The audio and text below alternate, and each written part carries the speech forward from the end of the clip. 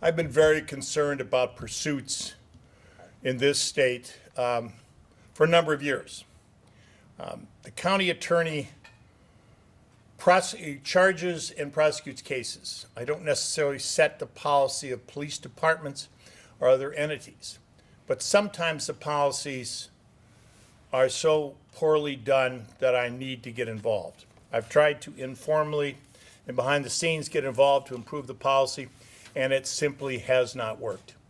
So it is time, in this case, which is as egregious as anyone I've seen, to do something about it, and I have. In your opinion, what policy changes would you make to the pursuit policy? What would you change?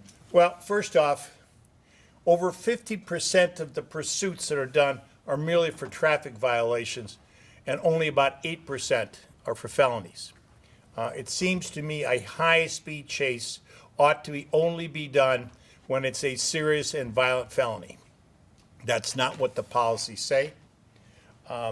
Secondly, you know, if you look at some of the cases, recent cases, you have this one, driving through a residential neighborhood, narrow streets at 90 plus miles an hour, at night, not knowing what's around the next corner, notified that the crimes that these people allegedly committed were not significantly violent or dangerous, and then driving towards an intersection at close to 100 miles an hour.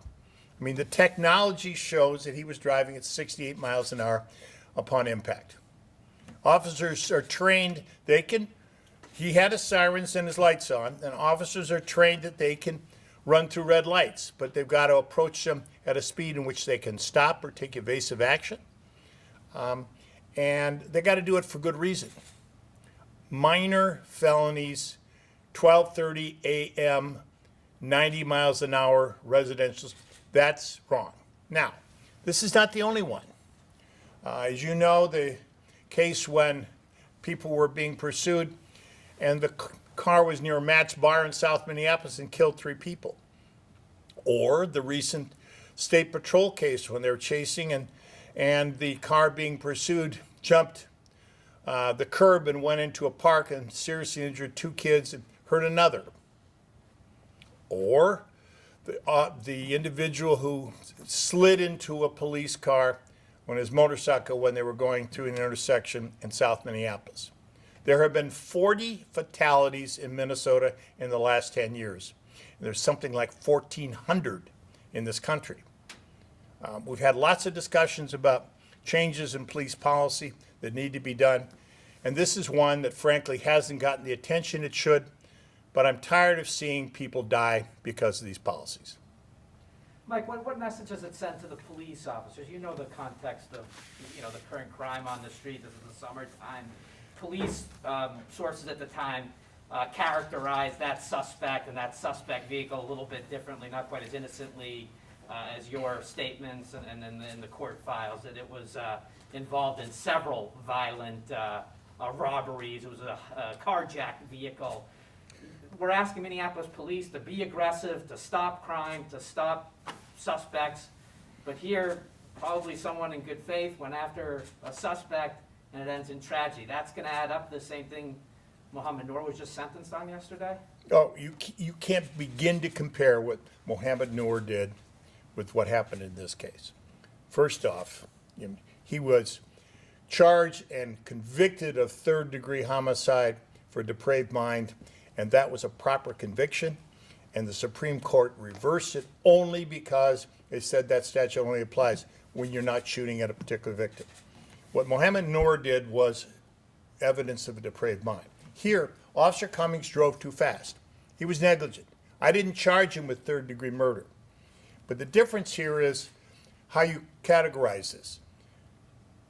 We believe these 2 individuals stole the car. Somebody walking outside the Target store grabbed her keys. Didn't knock her down, didn't shoot her, grabbed the keys. They got in the car 2 days later. They jumped into 2 Subway stores, not with a gun, didn't injure anyone, pushed them aside, grabbed money under the till. He was told that it was nonviolent, and he stopped him anyway. But I don't care if it was violent. 90 miles an hour, residential neighborhoods late at night, No, period. I don't care what the felony is. You know, we have better technology today. How about the helicopter? How about the cars, other squad cars are out there? How about reporting in the direction they're going? They're going north on Lyndale Avenue very fast. You don't have to do it this way. This is old style cop work. I understand they have a difficult job. Prosecutors have a difficult job. We're backed up. You know, sometimes even TV reporters have a difficult job. But this is so egregious that we needed to do something, and we did it. And then the other question I had is just about your decision to charge it. These past police deaths, right, Winston Smith, Kimberly Potter, Dante Wright, you farmed them out. And my understanding was deadly encounters were going to be farmed out because of potential conflict of interest with Minneapolis police and your office. How come you chose to keep this case in your office? We kept this case because it was not a shooting case, number one. Number two was that this case was substantially investigated by the State Patrol, which is not the Minneapolis Cop. For example, I didn't make the decision in the Winston Smith case because one of the shooters was a Hennepin County deputy. I represent the Sheriff's Department. I think that's a conflict. We have to decide each of these on their own merits. It's been an awkward and difficult situation to work through. You know, I believe if crimes are committed in Hennepin County, I had to decide them. But lots of folks felt that I shouldn't, and I respected that. But this case clearly belonged in this office. And in case you noticed, Paul, I signed the complaint myself, Yeah, no, which is not something I do very often. Other questions? Going back to the original suspect who was being chased, was he ever caught, and what is the accountability for him in what happened here? You're talking about the people who were in the Kia? Yeah. Yeah, well, they were never apprehended. They got away. And that's tragic and that's inappropriate. But you know, I would rather have them gotten away 6 or 8 blocks earlier. I've been much rather not to have Officer Cummings driving it at 90 miles an hour. And I certainly would have rather Officer Cummings not entering this intersection at 80 plus miles an hour and killing someone. That's what I'm talking about. I'm not saying you can't start a pursuit. I'm not saying you can't take steps to try to apprehend people. But you've got to use reasonable conduct. Let me try this. We ask a lot of our police officers, and I appreciate that. Okay, shots are fired, they run towards them, we run away. And we also give them license on certain limited circumstances to use deadly force.